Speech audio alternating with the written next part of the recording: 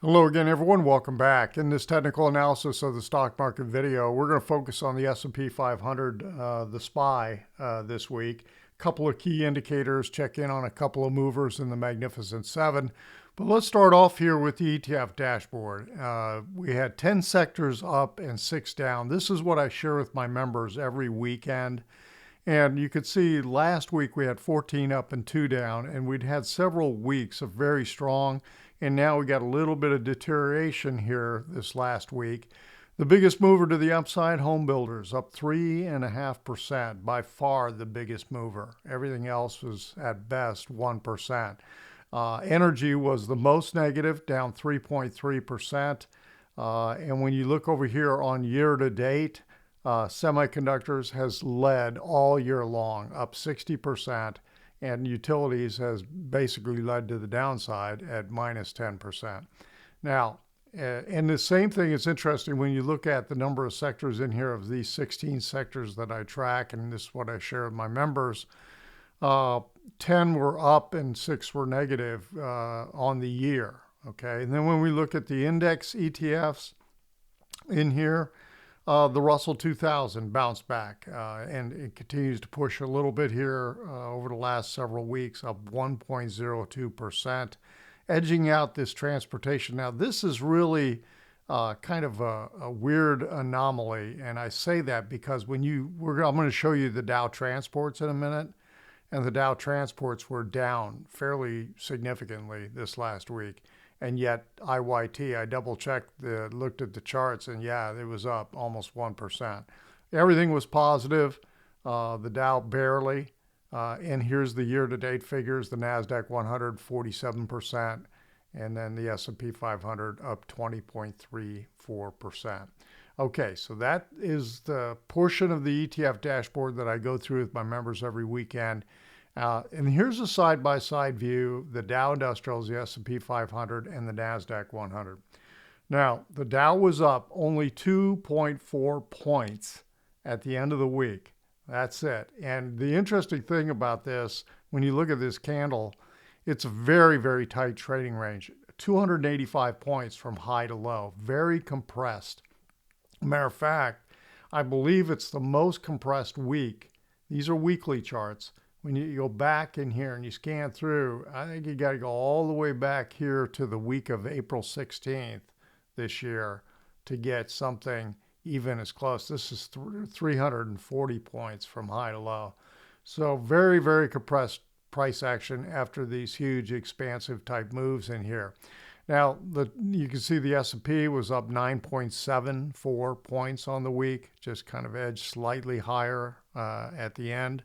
And then the NASDAQ 100 up 87.10. Now, we're getting some divergence in here on these two. You can see the RSI has not confirmed the higher moves, at least at this point in time.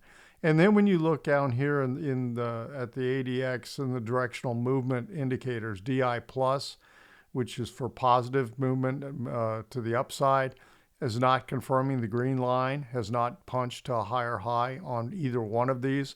And when you go to a higher high, the red line should be weakening and going to lower lows, but it hasn't done it either. So we're getting some fairly significant divergence. When I take a look at the industrials and the transports, here's what I was talking about with the transports, down 253 points in here versus IYT being up almost 1%. So a little bit of discrepancy in terms of what's going on. This has kind of got an interesting look to it on the transports. It could be a head and shoulders type consolidation type pattern. We'll see, but you don't really get confirmation until this thing starts to come down and of course break that neckline. So we'll see how that plays out. All right, let's take a look at the SPY. Okay, here's the S&P 500 ETF. The SPY was up 1.97 points on Friday. I'll talk about this trend line here that I've got drawn in. I'm comparing it to an indicator. I'll come back to that in a minute. And on the week, up 1.10. So you can see just identical to what I just showed you on the SPX. Okay, so that's what's going on here with the SPY, and the Elliott wave picture that I've got.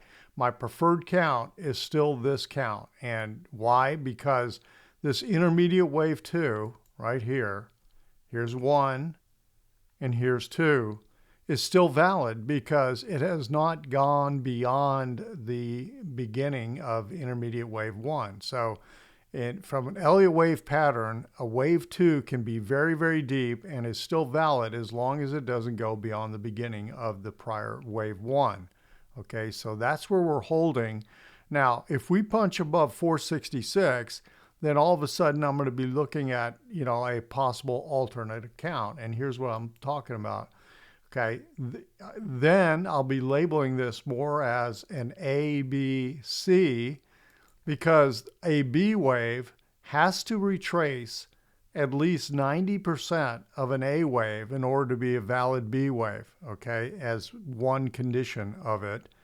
And it doesn't do that until it gets above 466.79, which I'm showing right here. Okay, that's that 90% of A level.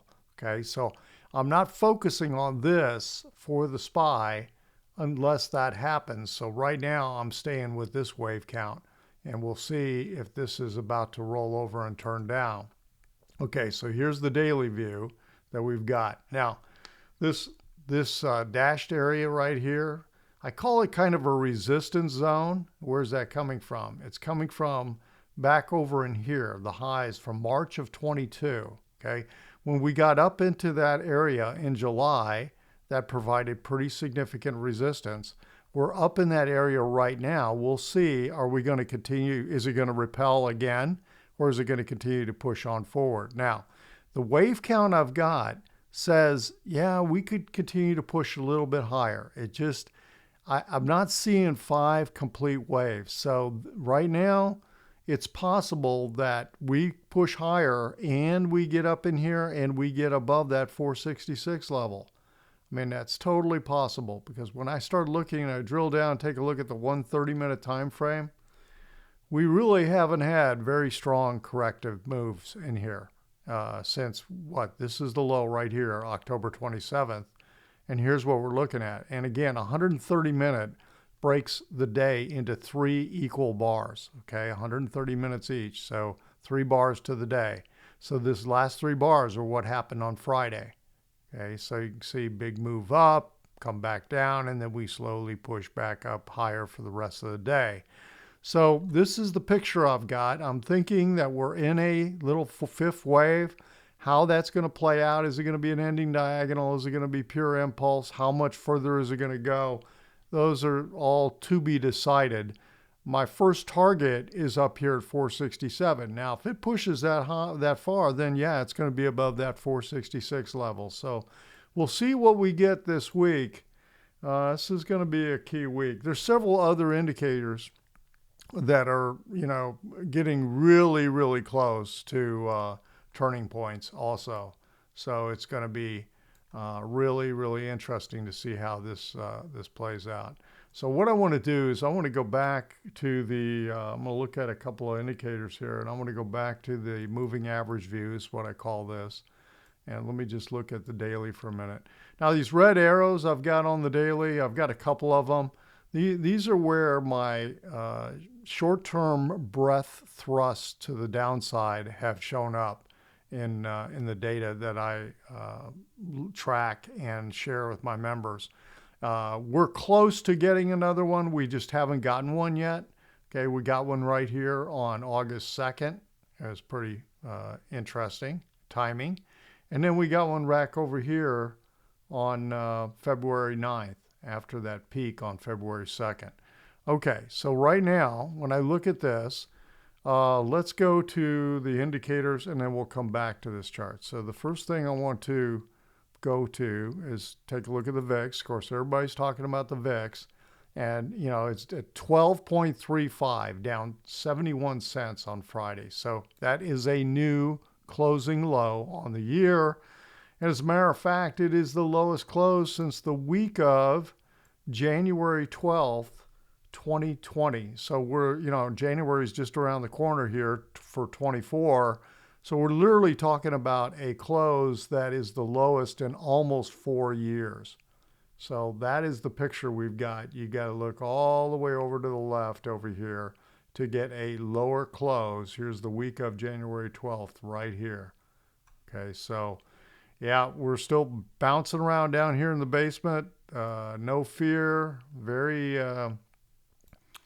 quiet type of activity. We'll see what happens. And I think they said this, or read somewhere, this last week, they had the lowest volatility on the S&P 500 on daily basis in terms, up and down, biggest range kind of thing. The lowest volatility in 6 months. So very, very quiet type of activity. I got a feeling this coming week that's going to change. All right, so we'll see. So this is where the VIX is sitting. Let's take a look at the McClellan oscillator. Now, this is what's interesting. So McClellan oscillator is based on a lot of breadth numbers and it does its calculations and everything. And so what I'm looking at here is this divergence that showed up. Okay, so right here is the peak, November 3rd, and the next peak that we've got, counter trend peak that occurred December 1st. And we're still down in here. We're just ever so slightly overbought. Okay, 104 is the reading that we got with the close on Friday. This is a zero line. Here's down here is the very negative. Up above 200 is the extremely overbought territory. So we got this divergence, and then another one that was very notable this year was between January 12th and February 2nd. And so I'm going to show you those two periods where we had divergence that showed up in here. Let me go back to the SPY and I'll show you what I'm talking about. That's that line I'm talking about here. Here's from November 3rd to December 1st. And actually, this has pushed a little bit higher than the December 1st reading on Friday. But you remember I showed you where that McClellan oscillator is? It's all the way down here. So, yeah, it's still not confirming this move at all. And then when we go back to that February 2nd peak and what I was showing you on the oscillator, this was not confirming from January 13th to February 2nd. And then we got that little bit of a sell-off that occurred and went back down to basically lows at the end of the year and then bounced off of that bottom. I guess that was that banking issue that we had, with a couple of major banks going out. SVB, I think it was Silicon Valley Bank, went under. Okay, so that is the key thing that I was looking at that jumped out at me related to the McClellan oscillator. Let's take a look at a couple of the big movers on the Magnificent Seven this week. Okay, Google and Meta were both up exactly 2.4% for the week. Okay, so that's the daily view. Here's the weekly view. Now, this is what I was talking about last week where, I was looking at dash line, looking at what they've done since July in here. And this is the week of July 23rd. So here's what they did this week with the move, up $3.13 on Google on a weekly basis. And then when you take a look at Meta, was up the same exact percentage, but here's its chart. It was up $7.93, closing at $332.75. There's a difference between this number and this number because this is showing a little bit of aftermarket activity, and this is the 3 p.m. Central Time close on the stock. Okay, so those are the movers to the upside, and then the biggest mover to the downside was Microsoft, down a whopping 28 cents. So for all intents and purposes, it was unchanged on the week. So that's what's going on with the Magnificent Seven. Okay, that's it for this weekend.